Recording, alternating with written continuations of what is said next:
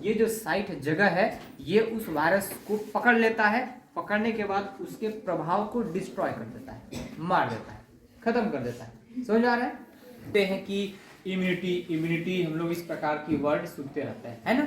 Immunity word सुनते हैं कि प्रतिरक्षा, इम्यूनिटी, इम्यून सिस्टम बढ़ाओ। आखिर में कौन होते हैं इम्यूनिटी? हमारे शरीर में कहाँ पर पाए जाते हैं, कैसे दिखाई पड़ते हैं?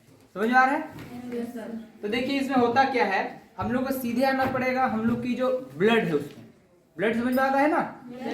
अब उसमें चीजें होती है कुछ कुछ जिसे हम लोग केमिकल कंपोनेंट कहते हैं, और उसमें जो कंपोनेंट में एक होता है आरबीसी होता है, आरबीसी होता है ना, दूसरा डब्ल्यूबीसी, और तीसरा प्लेटलेट्स, और जो है सीरम होते हैं। ठीक, हम लोग को सीधे आना है उसमें डब्ल्यूबीसी में, और डब्ल्यूबीसी को क्या कहते हैं? हमारे शरीर का प्रतिरक्षा तंत्र कहते हैं। अब देखिए उसी डब्ल्यूबीसी के कई सारे सेल हैं, कुछ लिम्फोसाइट्स है, यूसिनोफिल्स है, बेसोफिल्स है, और भी बहुत सारे सेल्स हैं। उसी सेल्स की कैटेगरी में आता है बी सेल आता है। अब बी सेल आता है और टी सेल आता है।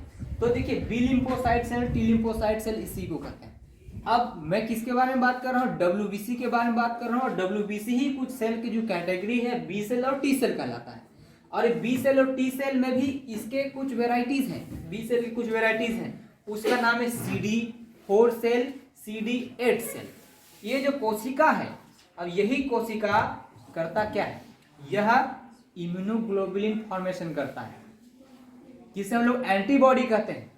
एंटीबॉडी यही बनाता है, और इसी एंटीबॉडी को प्रतिरक्षा तंत्र कहते हैं। और यही जो एंटीबॉडी है हमारे शरीर में घटते बढ़ते रहता है मौसम के अनुसार से, और हम लोग की जो वर्क है उसके अनुसार से।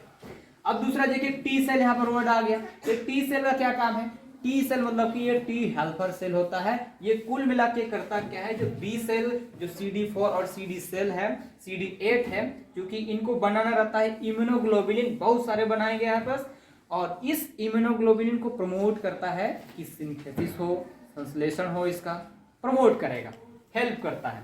अब हम लोग को समझना ये है कि ये जो दोनों सेल हैं इम्यूनोग्लोबुलिन बनाते हैं, मैंने बताया। तो इम्यूनोग्लोबुलिन हमारे शरीर में IgA, IgG, IgM और IgE प्रकार का होता है। Ig मतलब होता है इम्यूनोग्लोबुलिन, इसी को कहते हैं एंटीबॉडी कहते हैं। समझ में आ रहा है? एंटीबॉडी। और दूसरा शब्द आ जाता है एंटीजन। तो एंटीजन और एंटीबॉडी दो शब्द इसमें आएगा। तो एंटीजन मतलब होता क्या है? जो वायरस रहेगा वो एंटीजन है, ठीक है? जो बैक्टीरिया है वो एंटीजन है। कोई सूक्ष्म जीव है जिससे कोई बीमारी हम लोग को होता है, वो सभी एंटीजन कहलाता है। और ये जो सेल होते हैं, ये जो प्रोटीन है एक्चुअली में, ये प्रोटीन होते हैं IgA, IgG, IgM और IgE, ये प्रोटीन होते हैं। और ये करता क्या है? यह प्रोटीन जो है यह बीमारी से लड़ता है। इसी की स्ट्रक्चर हम लोग आगे देखेंगे। यह हो गया हम लोग का स्ट्रक्चर ऑफ एंटीबॉडी।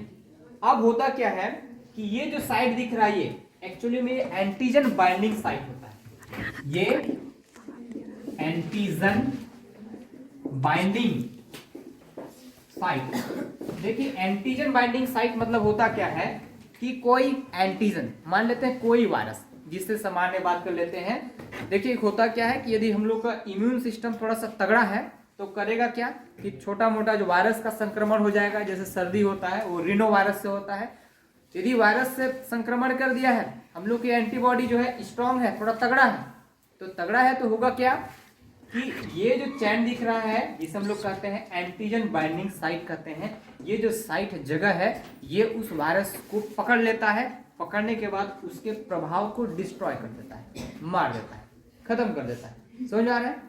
अब उसके प्रभाव को खत्म कर देगा, इसका मतलब ये है कि हम लोग का जो इम्यून सिस्टम है, जो एंटीबॉडीज है, वो है पर्याप्त है, स्ट्रांग है। समझ में आ गया? अब इससे संबंधित किसी कोई क्वेश्चन है तो पूछ लो।